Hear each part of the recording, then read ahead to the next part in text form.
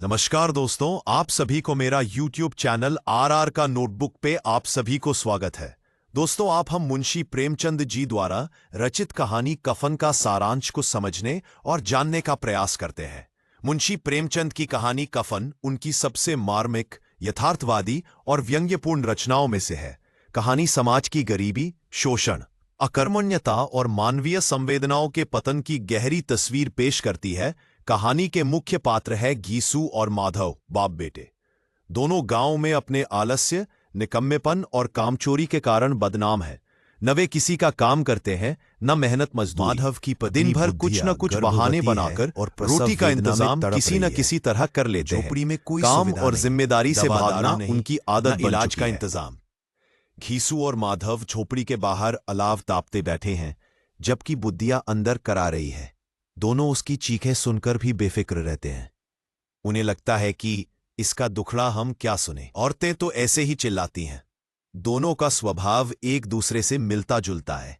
आलस्य और पेट पूजा उनके जीवन का सिद्धांत है। कर्ज मांगकर, नंगे पैर घूमकर, झूठे पत्तलों से पेट भरकर वे जीवन काटते रहते हैं। बुद्धिया की हालत गंभीर होने पर भी दोनों कोई प्रयास नहीं करते। घीसू पुराने दिनों को याद कर यह समझ बुझाता है कि उसे भी एक बार ऐसे ही हालत में कोई संतान हुई थी जो मरी हुई पैदा हुई थी। इसलिए उसे भरोसा है कि बुद्धिया भी किसी तरह संभल जाएगी। रात भर दर्द से तड़पने के बाद अंततः बुद्धिया की मृत्यु हो जाती है। अंदर से उसकी आवाज आनी बंद हो जाती है।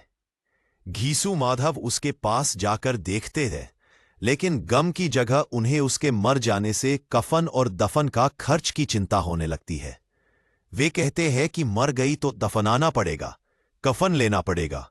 ये सब पैसे कहाँ से आएंगे? अगले दिन गांव में खबर फैलती है कि बुद्धिया मर गई है।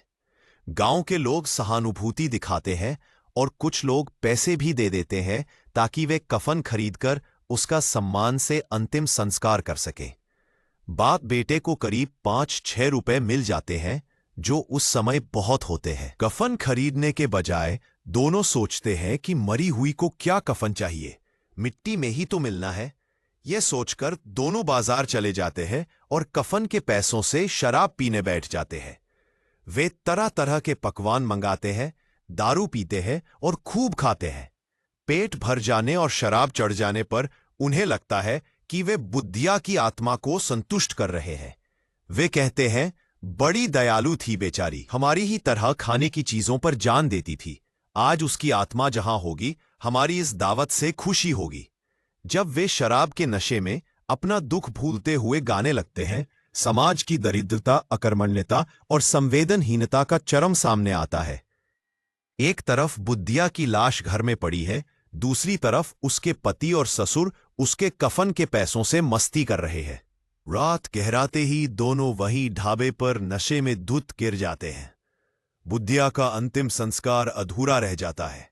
कहानी यहां समाप्त नहीं होती, बल्कि पाठक को झकझोरने वाली मानसिक पीड़ा और सवाल छोड़ जाती है। कहानी का संदेश विश्लेषण कफन कहानी भारतीय समाज में गरीबी, शोषण और दयनीय स्थिति का प्रतीक है।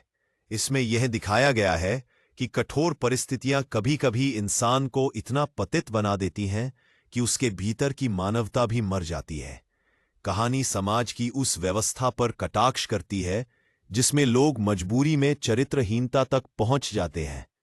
यह प्रश्न उठाती है कि अपराधी कौन है, घीसू माधव या वह व्यवस्था जो इंसान का नैतिक क्षरण कर देती है। यदि आप सभी को मेरा यह कहानी सारांश अच्छा लगा हो तो प्लीज मेरे YouTube चैनल को सब्सक्राइब करें और वीडियो को लाइक शेयर करना ना भूलें। धन्यवाद।